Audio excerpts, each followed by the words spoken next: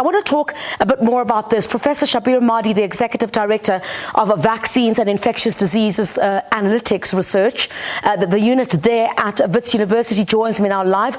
A very good evening to you, Prof. Thanks indeed for your time. So I think I want to start with that WHO briefing. A lot of questions, seem to be arising from around the world about South Africa's decision to, halt the process of the rollout of the AstraZeneca vaccine. A lot of disappointment and also a lot of confusion.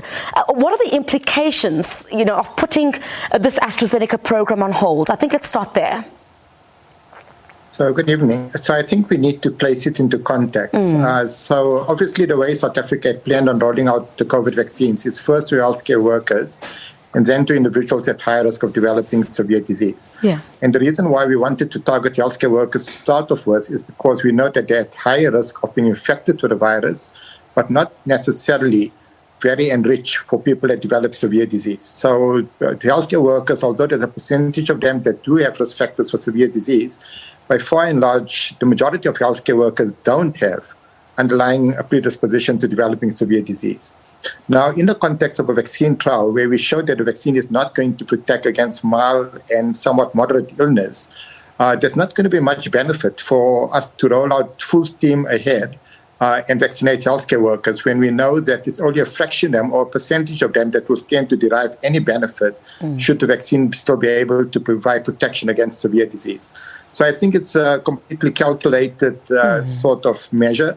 That we can't be rolling out the vaccine to all healthcare workers, however much the demand is, when we know that the majority of them probably will not derive any benefit from the vaccine simply because if they were to get infected, they're only going to develop mild or moderate illness, which is not going to be prevented by vaccination.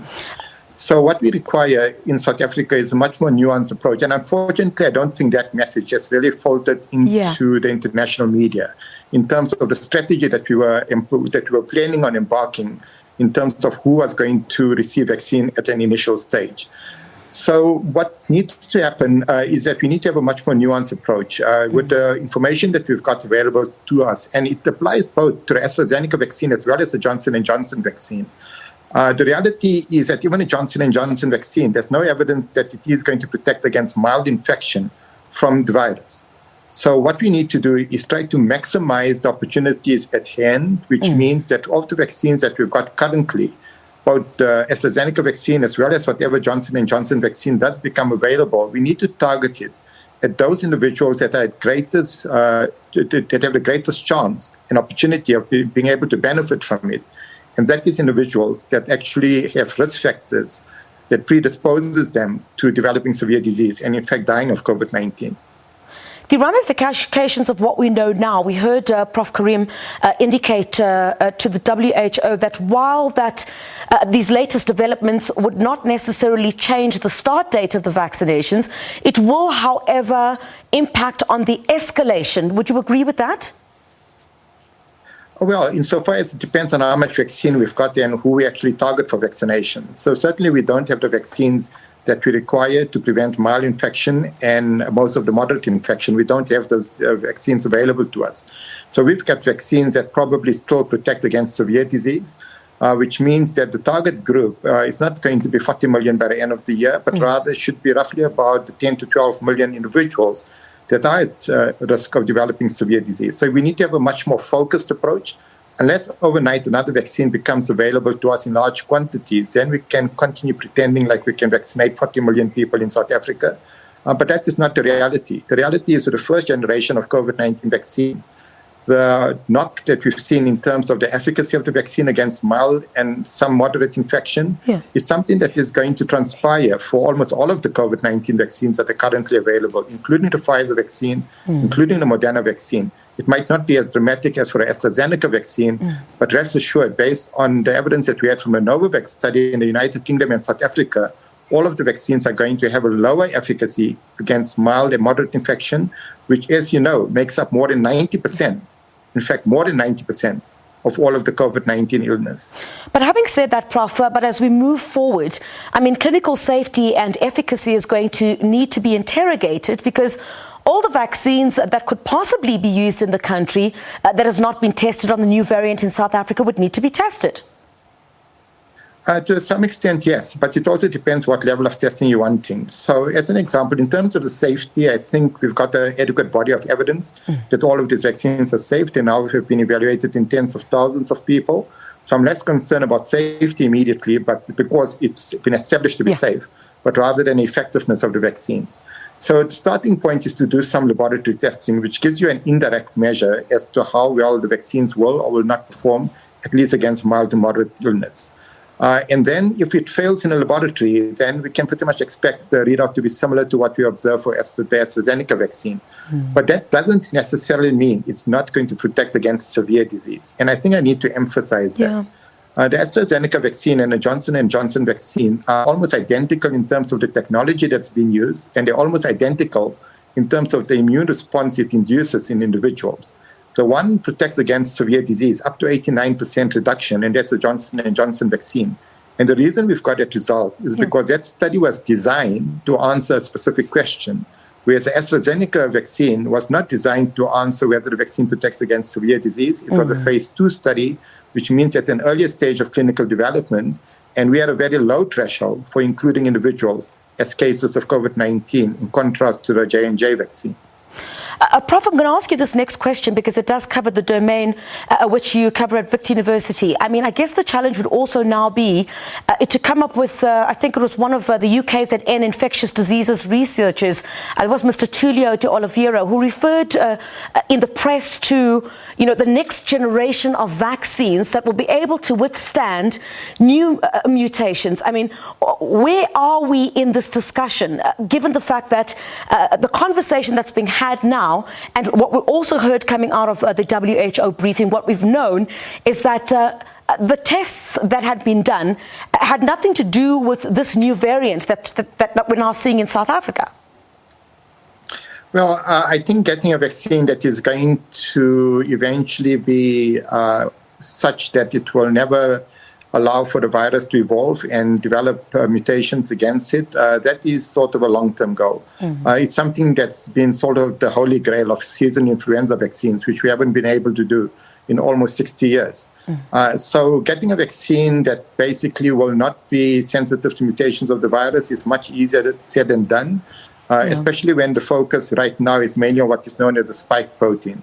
The reality is that as vaccines are introduced, we can expect further mutations to start occurring. And I think that has been the hard lessons that should be learned from the South African experience, as well as what's currently happening in Brazil.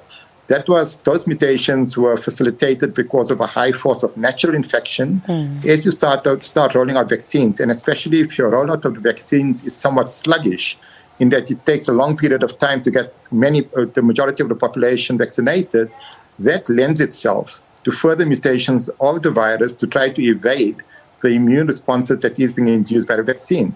So we're going to continue seeing further evolution of the virus to become sort of less sensitive or resistant, in a sense, to the immune responses that is induced by the vaccine, especially in terms of the antibody responses. But I guess also the concern right now, Prof, is that with South African health experts already indicating that there may be a threat of a third or even fourth wave, South Africa would obviously need to do this with speed, but cautiously so, irrespective of the slight delay that we might have. That should also be of great concern at this point.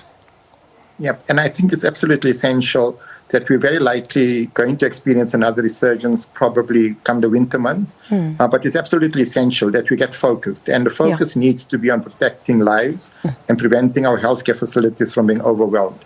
And the manner in which to do that is to target our immunization program with COVID-19 vaccines to those individuals that are at greatest risk of developing severe disease. So we cannot sort of have all welcome approach where anyone that wants the vaccine, if we have the supply of vaccine, certainly that should be an approach. But in a context of limited supply of the vaccine, it's all about saving lives, especially throughout 2021 probably. And that means that we need to maximize our ability to actually immunize individuals that have underlying risk factors for severe disease, including the elderly.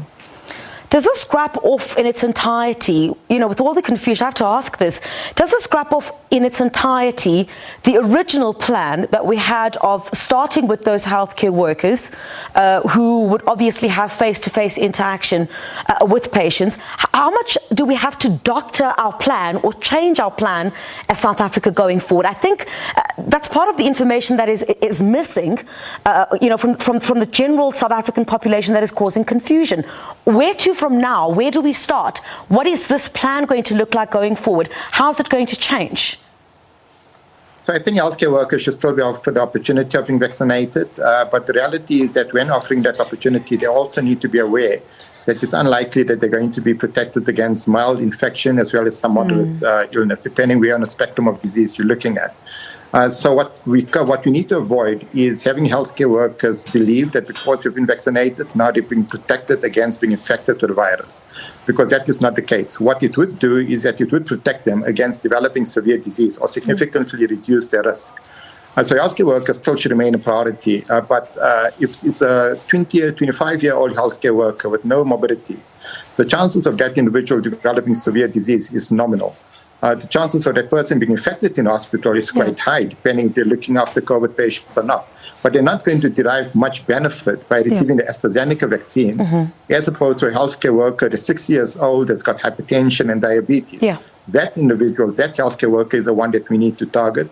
And the same thing goes for the rest of the population. Those are individuals which we need to get the vaccine to as soon as possible, so we can reduce the number of deaths that occur from COVID-19 in the country. So we would be in for a drastic overhaul then of what our initial plan was?